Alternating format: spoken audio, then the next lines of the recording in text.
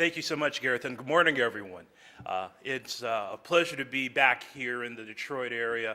I was just here for the auto show, and it really was a really wonderful thing to see. I've been to several Detroit auto shows over the years. I've been working in the automotive space from a policy perspective for over 10 years now. And my first visit to the Detroit Auto Show with Secretary of Transportation Ray LaHood, it really was not what the Detroit Auto Show was, and understandably so. We're in the midst of a tremendous downturn, not only nationally, but specifically in the automotive manufacturing sector. And of course, and responsibly, the manufacturers definitely had to take a step back in how they used the auto show, how they presented at the auto show, and it really did not feel like the auto show that we all know and love. And the wonderful thing to see is coming back here with the Secretary again. He missed last year, but he came back again this year, was to see the auto show being the auto show again. All the manufacturers with not only just fantastic and competitive offerings, but really the sense of how the automotive manufacturing sector really is a key driver here in the United States. For all of our manufacturers, whether you're based here in the Detroit area or you're from Europe or you're from Asia, to have the participation that we saw, it really does show what automotive manufacturing means, what the technology and the component drivers mean for not only this country, but frankly, global manufacturing and innovation. It really was a sight to behold, and it was really great to be able to see that, and also always great to come back to Detroit specifically, especially when there isn't 3 feet of snow on the ground at this point in time, so this is also a small blessing as well. Well, you really do have a fantastic panel. I mean, I saw the rostrum before I got here, but to really see the luminaries all sort of lined up here, you pretty much got probably a very significant percentage of the automotive policy and technology brainpower in the United States right here. So I can't call myself an expert. I think the best thing that I can call myself is a very interested fan and spokesman of what we all love and care about. And that's the future of automobiles, specifically from my perspective in the United States, but this really is a global issue. It really is.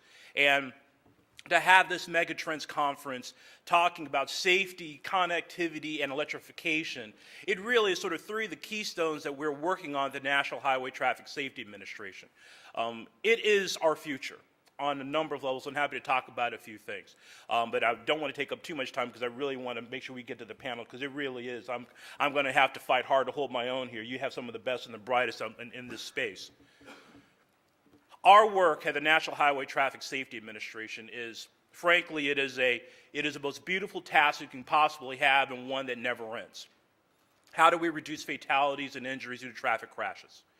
And for us, it is a notion of recognizing your accomplishments in the short term, but recognizing how much more work we have to do in the long term. With our partners here in the United States, with the manufacturers of technologies, our state highway safety leadership, we in the United States have managed to reduce traffic fatalities by 25% since 2006.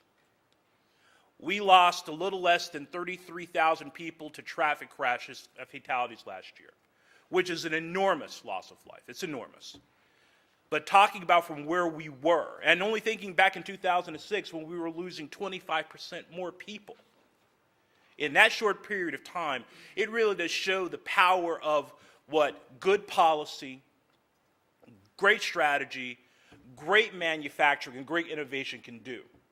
But it also shows the work we have and the promise that we have in those particular technology pipelines. Now, I want to talk a little bit about our work and our 5-star safety rating program. And, you know, we have Dr. Lund here with IIHS and their fantastic top safety pick program. It really is, these two particular programs use the force of the market to drive and sell safety.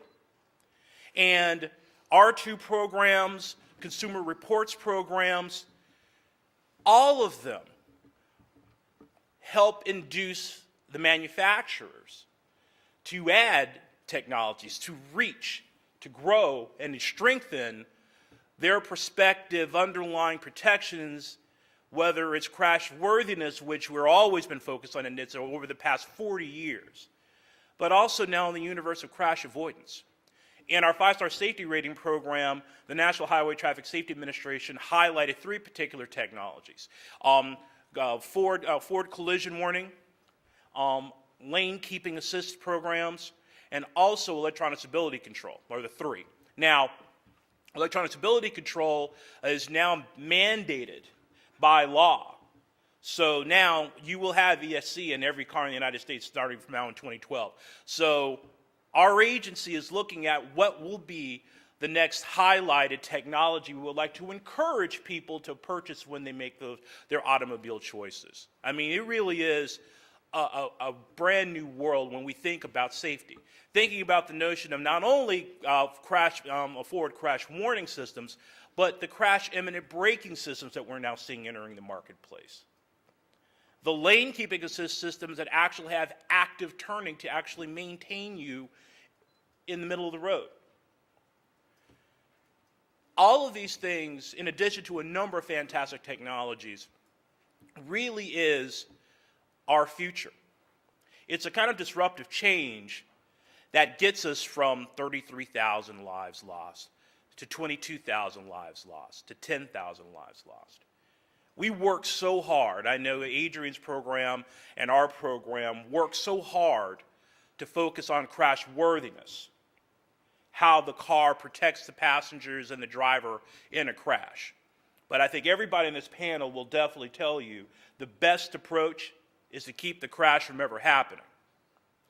And we're in a space, in a universe, technologically speaking, where I know when I was a Senate staffer, a few years ago, and I had a tour of facilities here in the Detroit area, where a lot of these things were on the drawing board and experimental, but all the automakers were saying, there is no possible way we could bring these systems to market. They have to be auto-grade, they have to be infallible, the liability and policy concerns that are surrounding them, there's too many risks, but they do show promise, but I'm not sure if we're ever going to get there. And I see Klaus nodding, because that was everyone. And to see what we have available today is just simply absolutely fantastic. And just to think of where we can be in the future as these technologies improve, it's going to be a fantastic future.